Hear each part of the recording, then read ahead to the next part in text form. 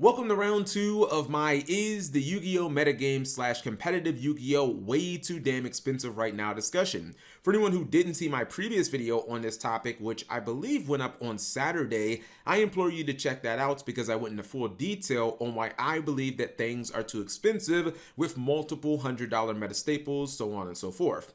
Anyways, in that video, I inserted some contrasting views by Jeff Jones, Ryan Levine, and Bowden Temmek of the Yu-Gi-Oh! Duel Academy, but many of my viewers thought that I should have responded to their points and claims. My audio for the video that I did was already done before they dropped their podcast, and the video was already 15 minutes, so that's why I didn't do that, but that is why this video was created. In this video, I'm going to touch on a few points and respond to the claims that they made.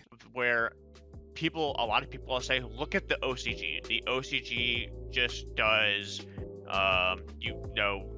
some cards are super rares, and then everything is pretty cheap, and then they have upgraded rarities for the expensive cards.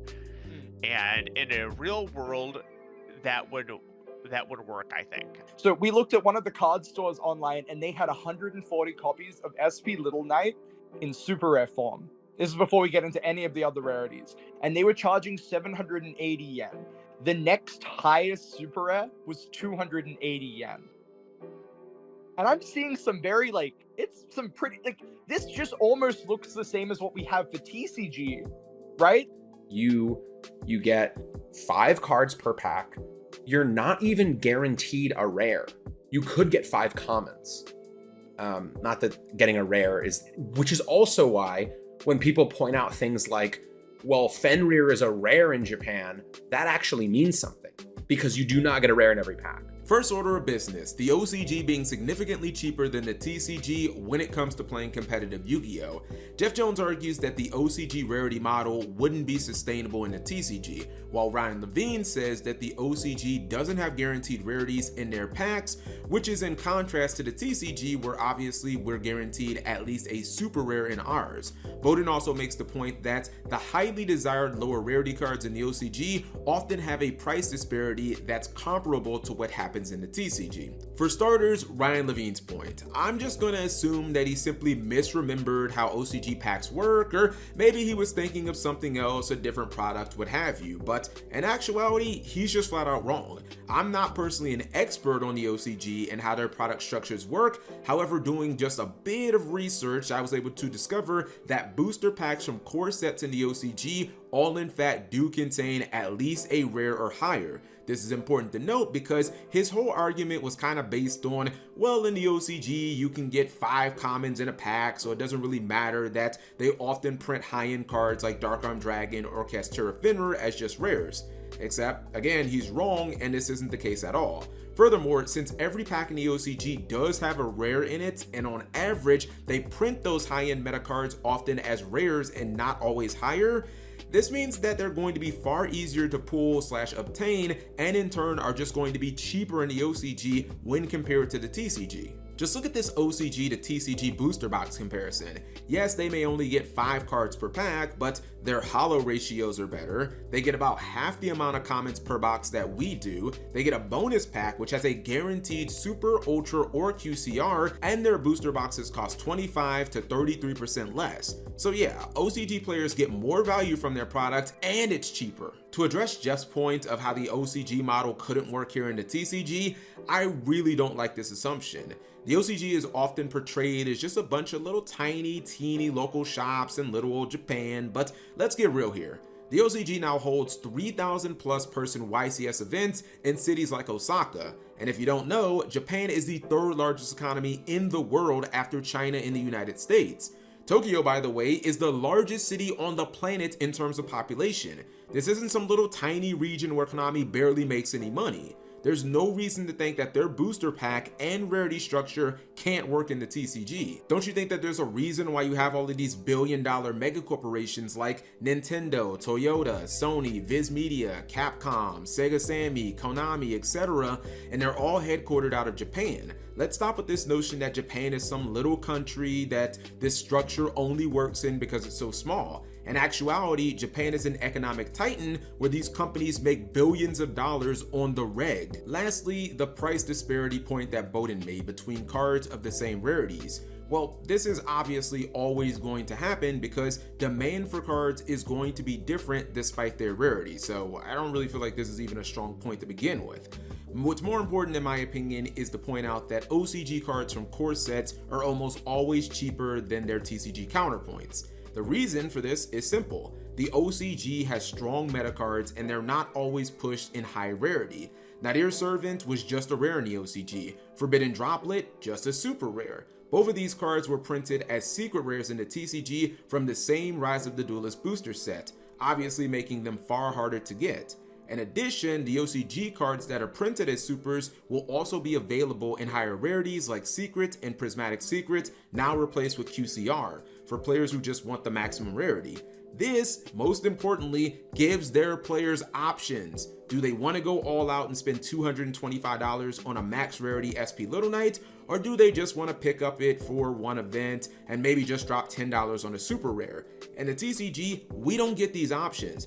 SP Little Knights and cards like Triple Tactics Thurs, Triple Tactics Talent, Forbidden Droplet are only going to be printed as secret rare.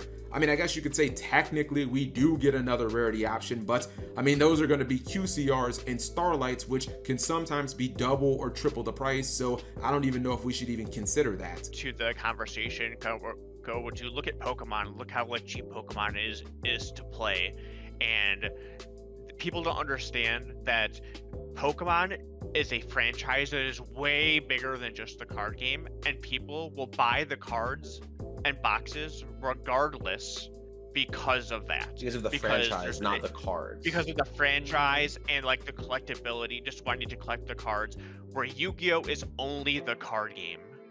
That's all there is. Yeah, there's not a giant franchise like, around it. Yeah. Okay, look at my Twitter. I a couple months back, I asked Pokemon Twitter to tell me about their game and ask them questions about that and why certain things about their game aren't as big as Yu-Gi-Oh, and they told me themselves, you can go there, that Pokemon as a franchise is way bigger than Yu-Gi-Oh, but it's just more than just the card game. And a lot of people, when you go on YouTube, you see so many more pack opening videos than you do people focusing on Pokemon gameplay, because people collect Pokemon more. So Pokemon can afford to have these cheaper decks because they're going to buy it no matter what. People are going to buy the product no matter what because it is Pokemon. Next point of order, Jeff's assertion that Yu-Gi-Oh can't be cheap like the Pokemon TCG because Pokemon is a far bigger franchise and their players will buy the cards regardless based on the game's collectability. This is partially right, but mostly wrong in my opinion. It's completely true that Pokemon is far larger than Yu-Gi-Oh! In fact, Pokemon is bigger than literally everything, as it's the largest media franchise of all time. Bigger than Star Wars, Mario, Barbie, Disney princesses, Dragon Ball, etc. Pokemon has generated an insane $140 billion, with $12 billion of that coming from their TCG. So yes, Pokemon is far less reliant on its TCG for the overall franchise to be a literal money printing machine. However, where Jeff's argument falls apart in my opinion is when you look at and introduce other comparable TCGs and the cost of their average meta decks. Full disclosure, I'm not an expert on any TCG outside of Yu-Gi-Oh, but there is a Digimon YouTuber named Taste of Victory who did a full video on this topic about 2 months ago, and this was brought to my attention Saturday night while live streaming thanks to Dire Yu-Gi-Oh and my Twitch chat. In this video, Taste breaks down and compares the Digimon TCG and its top meta decks of September to ones from Yu-Gi-Oh, Pokemon, and the One Piece TCG. This is all done using prices from TCGplayer.com, which of course is the most popular online shopping place for TCGs. In a result that I'm sure doesn't shock anyone watching this video, Yu-Gi-Oh was far more expensive than the other games. On average, Digimon and One Piece meta decks seem to top out at about $160 to $170. This was less than half the price he calculated for Pearly, Dragon Link, and Kashtira, the 3 meta Yu-Gi-Oh decks he used for the comparison. Pearly, for example, was the cheapest at $408 at that time. For the record, these are franchises that have generated tens of billions of dollars throughout the years, and ironically, Yu-Gi-Oh! And One Piece have actually generated about the same amount of money, with them both tripling the amount of the Digimon franchise.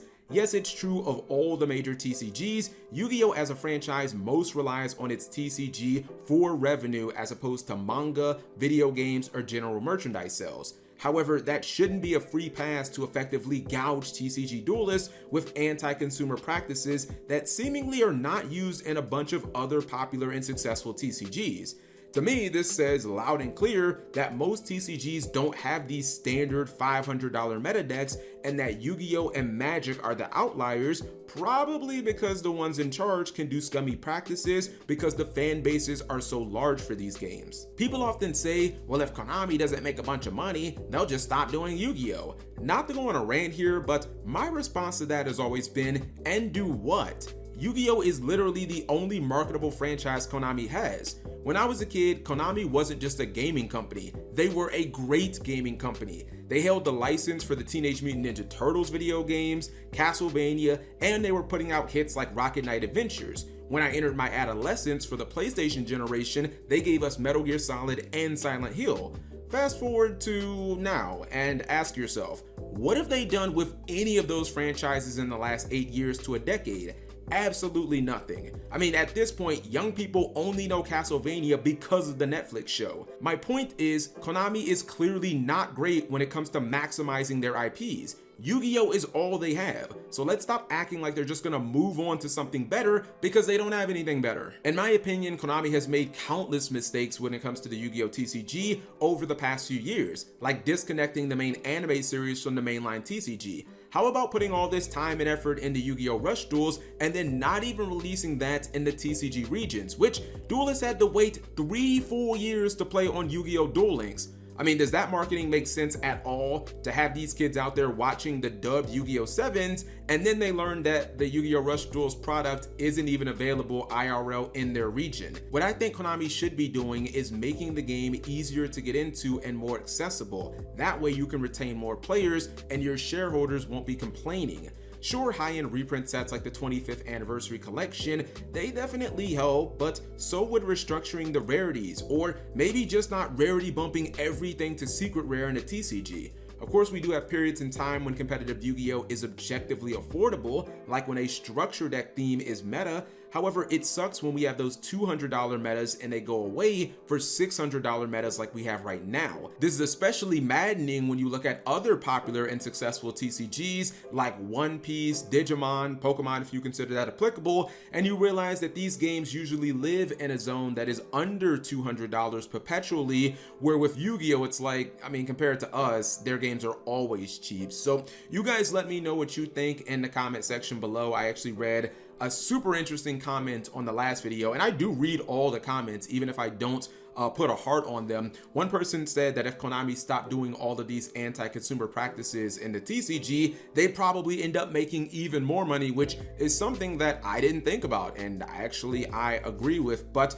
what do you think about all of this? Do you guys think that this whole idea of, well, these other card games can be cheap because of blah blah blah blah, or you know, Yu-Gi-Oh! Can't be inexpensive in the TCG like it can be in the OCG? Do you guys believe these points that were made by the Duelist Academy? Because I'm gonna be honest, after doing research on those topics, I just don't buy those. I don't think that there's any legitimate reason why you can have this gigantic economy that is Japan, and you can implement this system where their products are, they have more value, they're cheaper, they're much better for the players, but in the TCG, you just can't do that. Like, to me, it just seems like a very discreet way of gouging and trying to get the most out of those players. But you guys leave your thoughts in the comment section below. Thank you guys for watching as always.